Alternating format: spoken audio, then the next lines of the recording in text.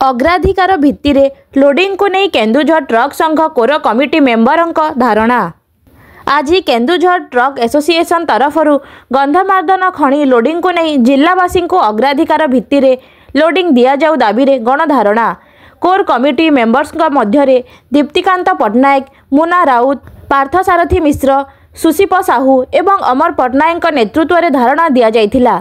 जिला ट्रक संघ कोर कमिटीर अभियोग थिला जे मासकु 3 किंबा 4 ट्रिप रु अधिक लोडिंग पाउ नथिबारु परिवार प्रति पोषण कष्टकर होई पडुछि। जिला कोर कमिटी सदस्य श्री सुशीप साहू कहिथिले जे एही असुविधा को आमे आमर धार्य दाबी नै मुख्यमंत्री, जिलापाल, जिला संघ और आरएम को भेटिथिलु एवं दाबीपत्र देइथिलु, किंतु आज पर्यंत कौनसी दाबी पूरण होई नथिबा कथा से कहिथिले। तेणु आज आमे संघ कार्यालय बंद करी लोडिंग बंद करूछु बोली से मत देइथिले।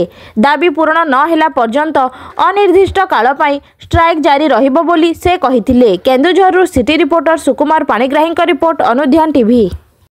सब सहित सामान करते गाड़ी चलुची केन्दुझर केडीटीओर जिते आसन मेम्बर अच्छा सहित आमको सामान भाव में देले आम चलीपर कि आमर अधिक आम क्षतिग्रस्त होचु। आमर दाबी अच्छी जे आमर को अधिक लोडिंग पाई आम चाहूँ प्रभावित अंचल आम ठीक अच्छे धन्यवाद।